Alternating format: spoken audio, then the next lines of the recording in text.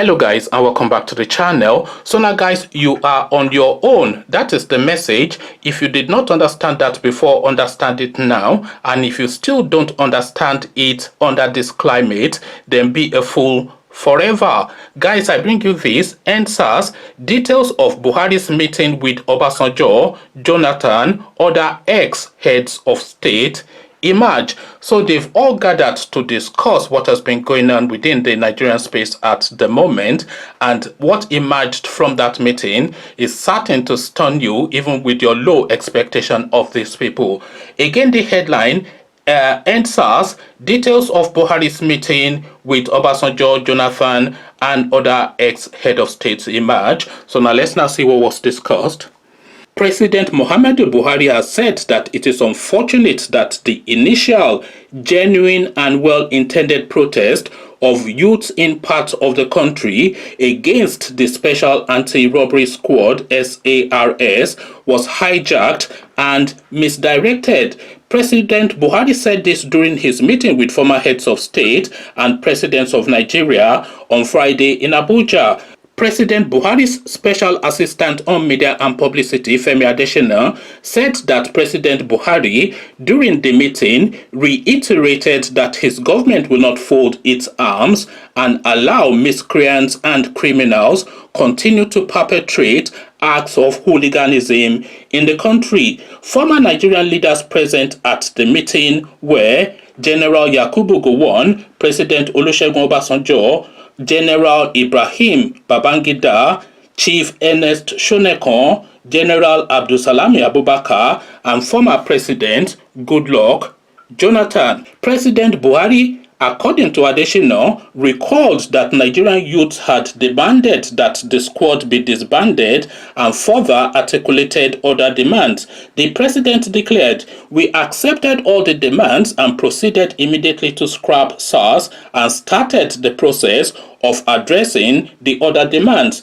Buhari said that unfortunately, the protesting youths refused to go home but continued the protest and engaged the government to address their grievances. He told the former heads of state that the protesters became emboldened and gradually became violent. Reiterating his pledge to Nigerians from the nationwide broadcast on Thursday, the president reaffirmed, "We will continue to improve good governance through our democratic process, including through sustained engagement. We shall also continue to ensure that liberty and freedom, as well as the fundamental rights of all citizens, are protected." Here, I want to also reaffirm our commitment to preserving the unity of this country. Thanking the former heads of state for making out their time for the meeting, Buhari added, "Nigerians expect nothing less from responsible statesmen." Each of the former leaders commended. So this is where it gets interesting, because of course we've all seen at least a few of them make public speeches, but this is now where it gets interesting. So we take it from the top again. Each of the former leaders commended President Buhari for steps taken so far to restore calm and order to the country, and also applauded the presidential broadcast of Thursday as detailed and soothing to the country. "I commend the speech of last night. The nation had been waiting. You made points that I believe need to be commended. Peaceful demonstration is part of democratic practice. The demands of the genuine protesters were accepted, and you are working on implementation. We commend you," former President Chief Olusegun Obasanjo said.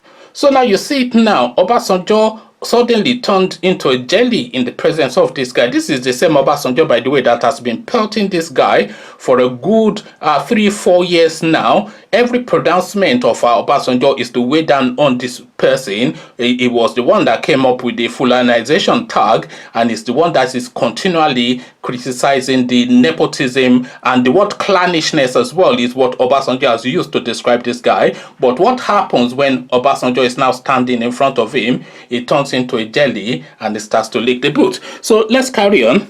The former heads of state were unanimous in their view that a generation of employment and growing the economy, including direct foreign investments, were critical to checking youth restlessness. They also expressed their condolences to the bereaved family of civilians, policemen and soldiers killed as a result of the violent protest, and reaffirmed the commitment to respect the fundamental rights of citizens, including for peaceful protests as enshrined in the Constitution. The former heads of state also condemned the divisive and inciting pronouncements of separatists and were of the opinion that such acts should be stopped.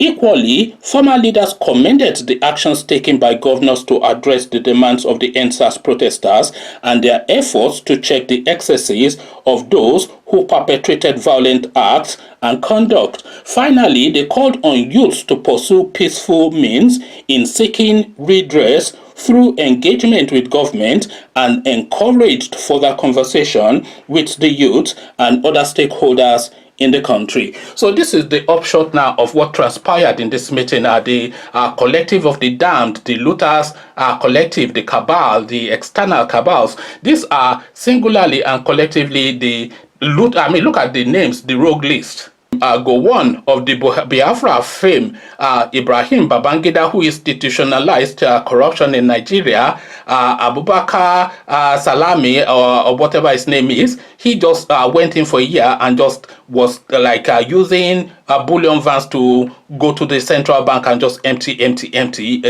Perennial looter. In fact, the biggest looter in Nigeria is that Salami guy, because he was there for 1 year and he stole almost as much as the rest of them. So it was just mass looting, frantic and frenetic looting. And good luck Jonathan, of course, the grandson of Babangida, who took straight from the Babangida template and just allowed a free-for-all. So these are the people now gathering now to realign the country. If they were able to align the country in the first instance, then of course it will not be in the position that it is now, because exactly what is happening now is attributable to all of those names: Gowon, Buhari, Babangida, Obasanjo, and Goodluck Jonathan. Shonekan was there as well, but I don't know what he is doing there, because he's just, maybe he's there to clown himself, I don't know. But the problems that we have in that country is attributable to those no less than 10 men. So now, they are now, but what really stunned me though is this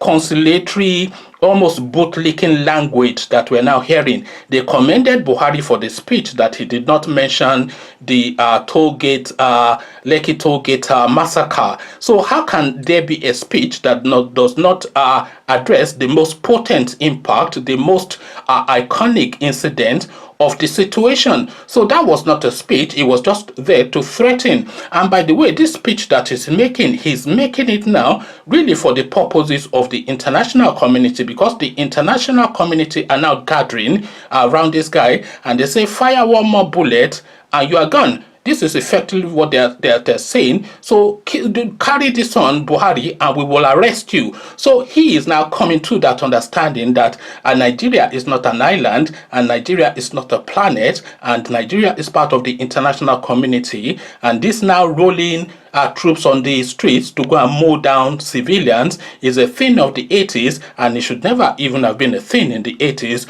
but certainly not a thing for the times that we live in now. But what really staggers and confounds is this, I feel embarrassed for Obasanjo, because I posted a clip of his speech just a couple of days ago when he was wiring this Buhari, same guy, in a national broadcast that he did. And when the guy then invites him to Aso Rock and gives him tea and looks at him threateningly and saying that, look, I know where all your money is, so just go and settle down. And suddenly now this is the same Obasanjo commending Buhari because it's in front of the guy and he cannot face him down. Conversations in the comment section, you are on your own. And if you don't know that you're on your own, then you deserve all that comes to you. So the rescue of that country now is in the hands of the citizens, because of course the status quo would always have it as it is. They all have private jets.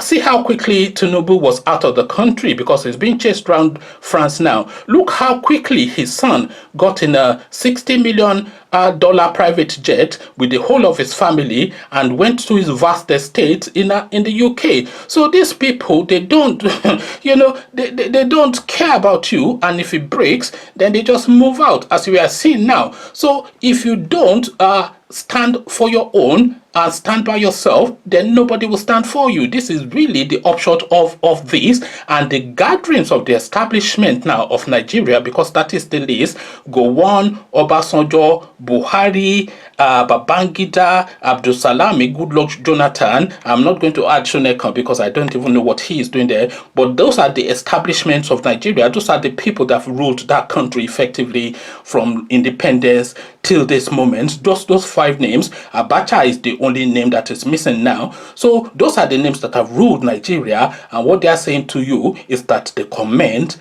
Buhari. So now, come share thoughts about all this in the comment section. I don't want to ramble on because I could ramble if I'm allowed to, but the conversation usually is more engaging in the comment section. So come join me there to engage. But before you come join me there to engage, click on the red subscribe button so it turns gray. The bell button notifies you every time I drop a new video. Click on like as well because that helps with the YouTube algorithm. Once you've done all the clickings, come join me then in the comment section. Come tell me what you're making of this gathering of the damned. So I'll leave you here.